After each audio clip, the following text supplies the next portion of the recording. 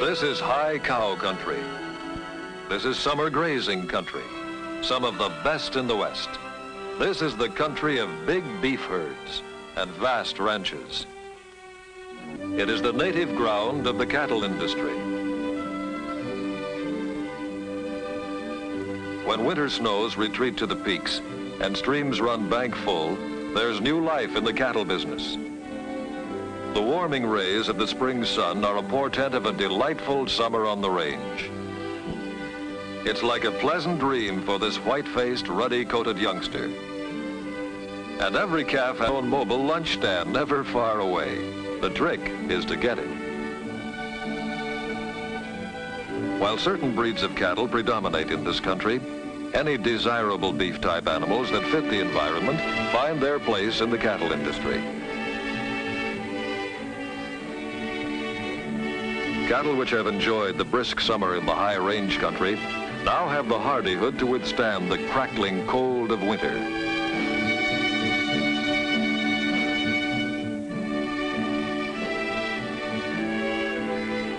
Winter or summer, the cattleman never relaxes his vigilance. Every season of the year brings special chores, and a little extra care now may bring extra dividends later on. When spring brings its welcome green grass, lush from the moisture of winter snows, another cycle of growth begins, for grass is basic cattle feed. The animals harvest it themselves and convert the nutrients and vitamins into generous frames as they grow, frames that will carry the forthcoming load of meat. Living proof of the value of good breeding is this fine youngster. She owes her heritage of excellence to a proved sire, whose ability to transmit his quality to his offspring is established. Much of the responsibility for herd quality rests on the range bull. He contributes importantly to the production of superior offspring, of profit-making capabilities. On more than 3.5 million farms and ranches, ranging from a few acres to many thousands, the spirit of the Old West comes alive. The cowboy and his horse once more live the busy pattern of cattle care that early summer brings.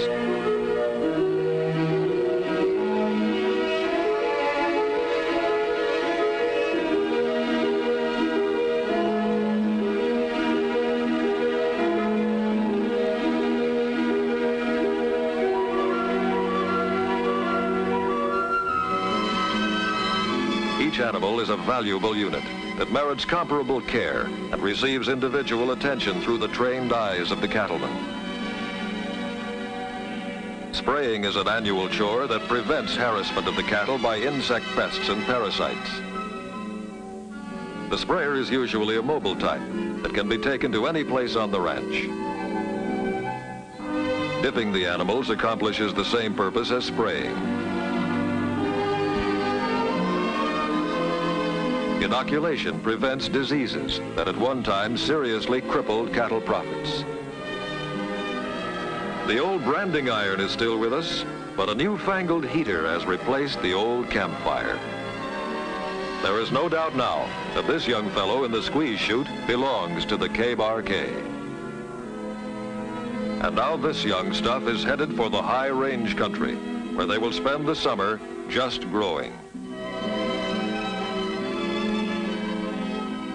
In the fall of the year, when the eager fingers of the early frosts paint the aspens in the high country in vivid colors, it's roundup time. Each canyon and draw, each willow-fringed creek bottom gives up its complement of bovine residents. Spindly-legged calves no longer, they are much larger, deep in body and well-fleshed from an undisturbed summer on range grasses, almost suggesting a ghostly symbol of the herds of the old Chisholm Trail.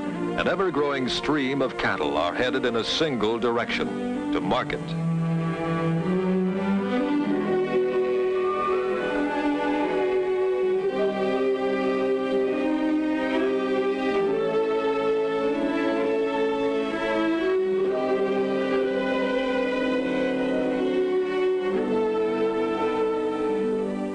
The whole vast West becomes one big dusty roundup.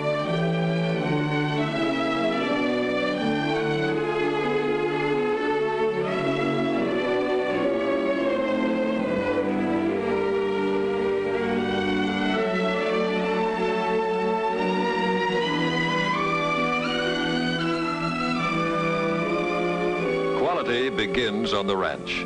Superior cattle and careful scientific handling combine to make today's beef animal a unit of measured value of real proportions. Where the cattle drive of the Old West saw almost half of the value of the herd vanish during the long trek, today's short drive to a nearby railhead results in little or no shrinkage.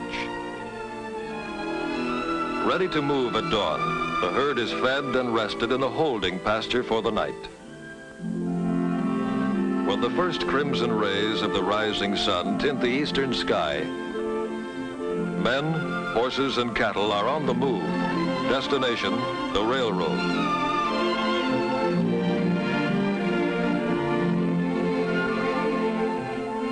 In the half-light of early dawn, a frosty tang is in the air, and the grass crackles underfoot as the herd moves on.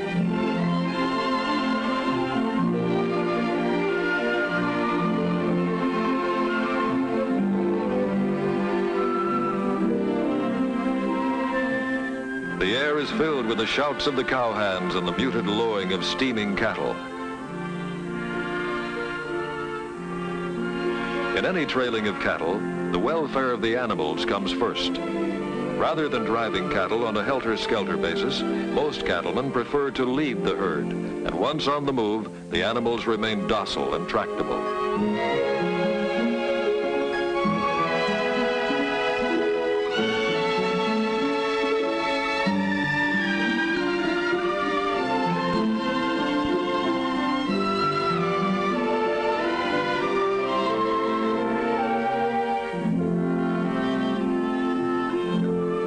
To those familiar with it, a feeling of ritual accompanies the movement of the cattle, a ritualistic surge back to the old days when a cattle drive was not just a commercial enterprise, but was a moving page of Western history, written in the dust stirred by thousands of hoofs. Arrival at the railroad stockyards is the signal for activity of a different nature. In this case, where the cattle are sold to a buyer at the shipping pens, they must be recounted and weighed to determine the total due the rancher. Gentle handling to avoid bruising and damage is still the order of the day, as the cattle are directed through the pens and loading chutes into the waiting stock cars.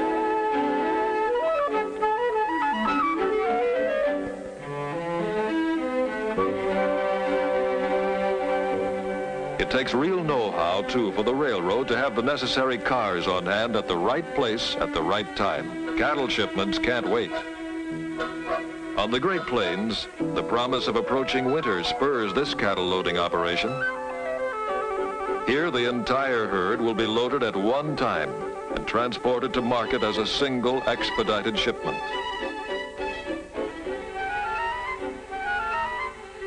The moment that the last steer is loaded, the train is ready to move.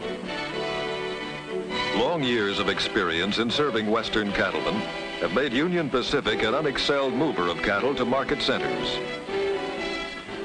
Livestock trains operating on fast schedules supply efficient transportation at a time when hours may mean profits.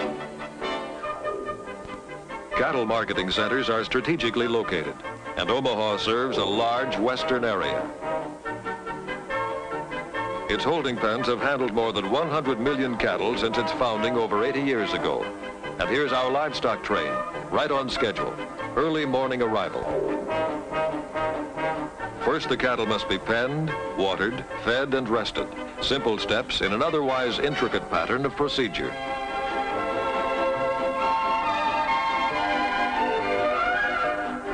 On the way to becoming quality beef, the cattle will be sold at auction to feedlot operators who specialize in finishing off top-grade animals. After being grouped and weighed, they are driven to the auction floor.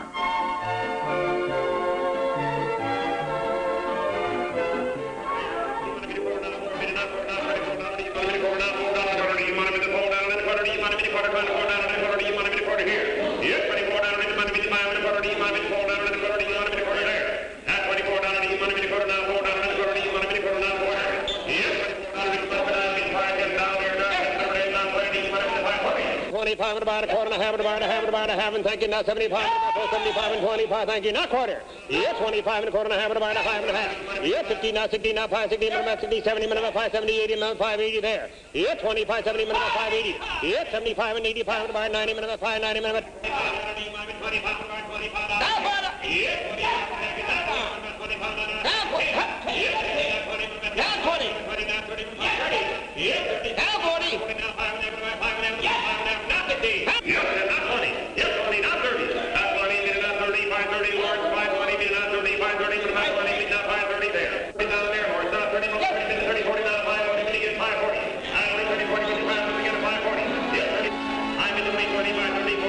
And so it goes in the interesting process of selling cattle to feedlot operators. An extensive empire of feeding pens introduces the steers to a new life, far from the wide open spaces. A life where one day runs into another, marked only by a plentiful supply of water and the delight of appetizing high-protein feeds. A cattle feeding complex like this vast layout can be compared to a factory production line, with the end product being beef. And each animal is a small factory in itself, turning raw materials into a highly esteemed finished product for human consumption.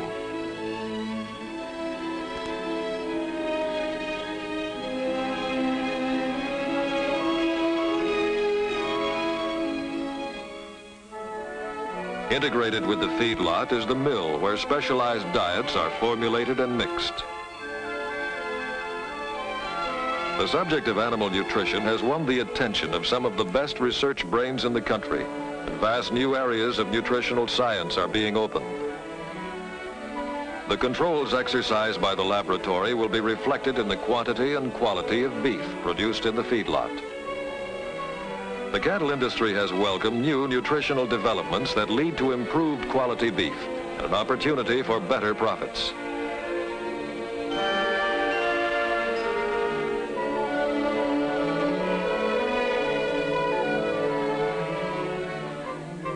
The need for mechanized methods of production and automatic feeding attracted the attention of agricultural engineers and inventors who have increased feeding efficiency while decreasing costs.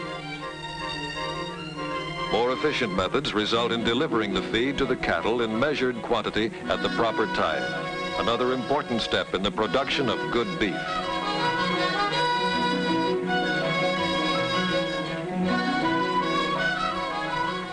Fence line trough feeding provides a uniform feeding method and prevents waste.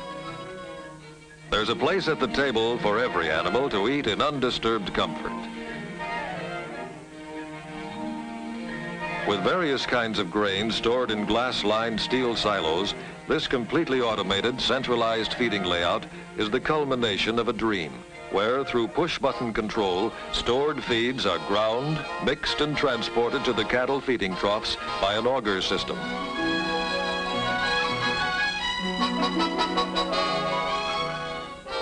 This operation typifies the efforts of feedlot operators to provide better feed at lower cost.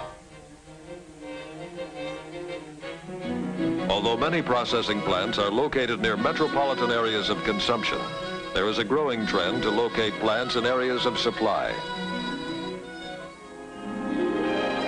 To ensure quality for the benefit of the consumer, federal inspectors examine and certify each carcass at the packing plant.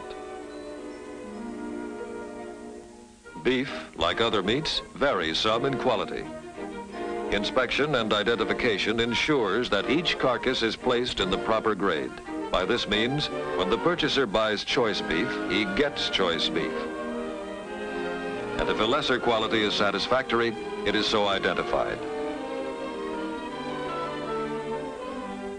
Grading is based on the qualification of the entire carcass, and labeling is done in such a way that each cut will bear the mark of the grade.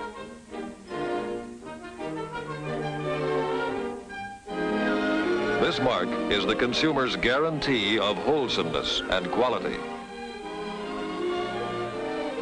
Possibly no one has done a better job to cater to the consumer's taste and demands than the packing industry. Consistency of quality, convenience features, and emphasis on tenderness are paramount points followed meticulously by the packing industry. The history of meat packing is a story of steady advancement from its very beginning. Marked progress in the industry results from improvements in mechanization, advances in refrigeration, and important developments in refrigerated transportation. In spotless, temperature-controlled, mechanical refrigerated railroad cars, wholesale cuts of meat, halves, quarters, and special cuts are transported from packer to retailer. Distance is of no concern. Today, a pound of meat travels an average of 1,000 miles from the open plains to the kitchen range. To provide more flexible service to the retailer, specially built refrigerated trailer vans are equipped to handle meat and are an important factor in fast, modern transportation. The flexibility of the trailer van at points of origin and delivery is supplemented by the dependability of the railroad for the major haul and represents a real improvement in an expedited refrigerated transportation service.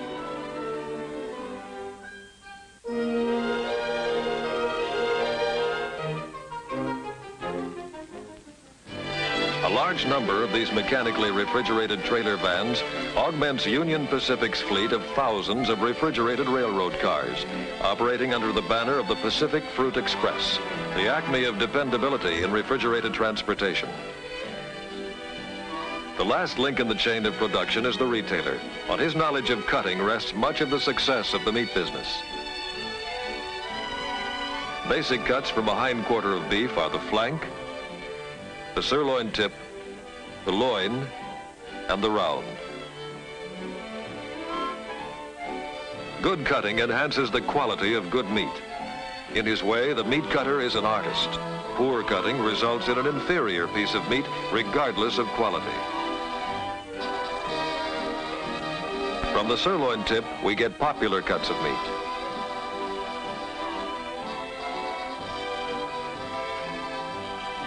Attached to the flank is the suet, a byproduct. From this end of the carcass comes stew meat and ground beef, both good American family standbys.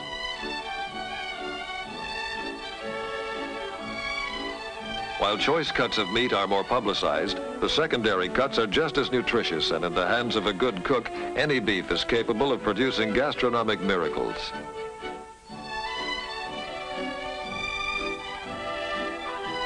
In the loin are the top cuts, the porterhouse, T-bone, and sirloin. The forequarter contains less glamorous meat, and this fact is reflected in the price.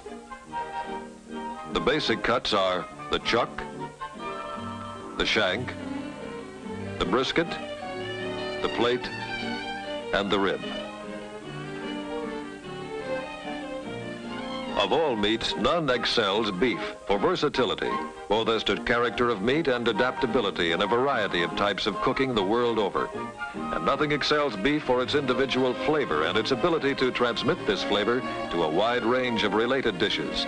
Is there anything that meets with more popular favor than rich beef gravy on fluffy mashed potatoes? Now, the rib and the plate are removed. From the shank come soup bones and crosscuts that may range from the making of virile soups to delicate consommes.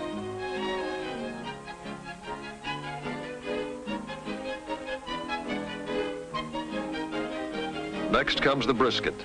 And if your palate doesn't call for corned beef and cabbage, maybe you'd prefer a pastrami sandwich. From the plate comes America's favorite, short ribs of beef. And the rib section gives us the highly regarded standing rib roast. The chuck is a massive piece of meat and produces steaks, stew, or ground beef, and a variety of lower-priced roasts, such as the popular arm pot roasts and boneless chuck roasts. All the roasts are noted for fine flavor and are best cooked by moist heat. It takes long cooking to bring out the excellent flavor and good texture.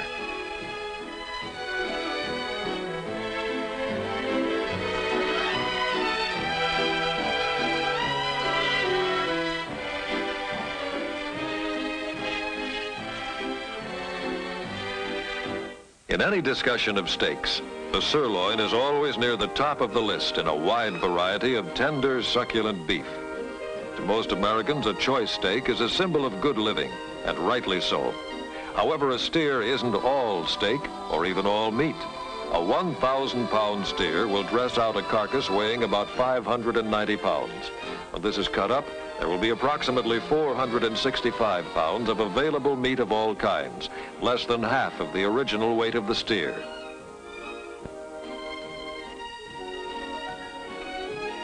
Here's another American favorite, lean, juicy round steak, rich in protein and nourishment.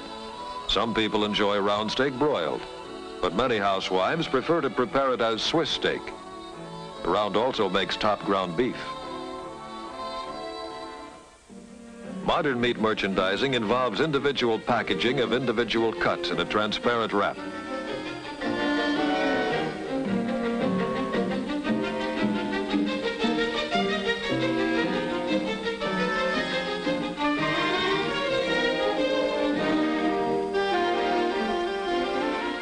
By this type of packaging, high standards of sanitation are maintained and counter life is increased.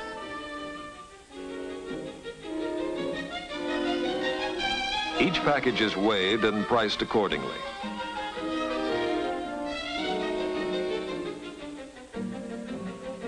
While meat is a basic item in our daily diet, it does face some competition from other food lines. Eye appeal is an important factor in selling more meat. The attractive refrigerated display case filled with packages of rich red meat encourages the prospective purchaser to buy meat and enables selection to be made easily and quickly. The housewife likes the freedom of wide choice, and she gets exactly what she wants. Although meat is perhaps the most popular form of protein in the average diet in this country, meat interests do not depend on this popularity alone to sell meat.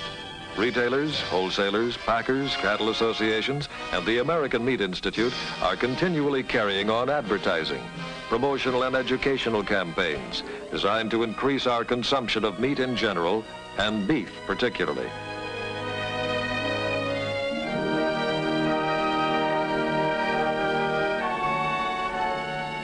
One state is proud of its heritage as the beef state and isn't bashful about promoting its leading product. There is an old saying that youth will be served, and certainly one good way to win youthful approval is to have a hamburger barbecue. Juicy broiled hamburgers with just the right touch of charcoal flavor from the fire have become an American institution.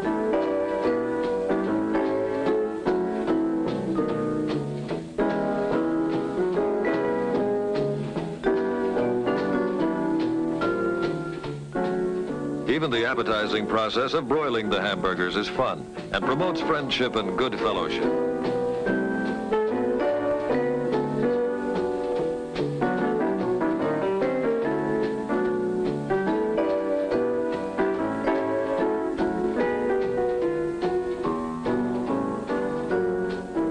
Just the elegant aroma of that ground beef picking up added flavor from the fire is enough to give everybody the firm idea that it's time to eat.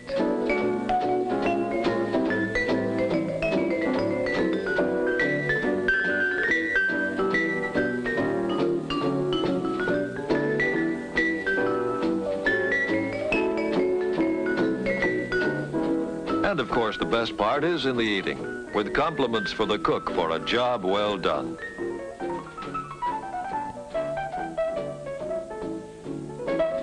Plus going back for seconds, which turns out to be as much fun as going for firsts.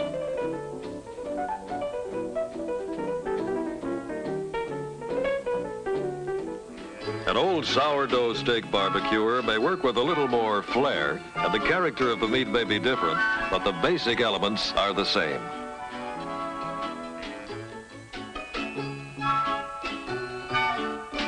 And Father enjoys making like a cook in his own backyard, particularly with some premium sirloin like these entrancing pieces of meat, cut specially thick for those aficionados who like their meat rare.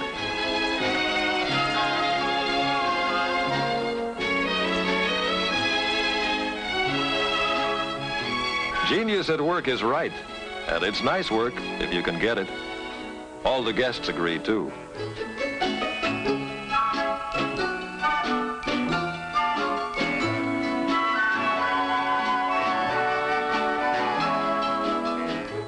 The moment of truth comes when the stakes are turned, because once turned, there's no turning back.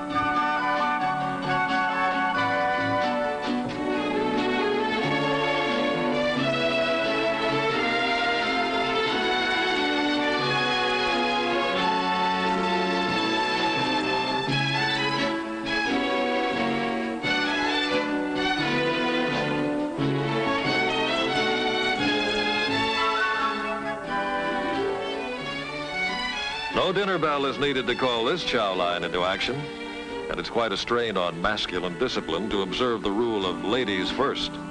Anticipation, in this case, cannot possibly be greater than realization.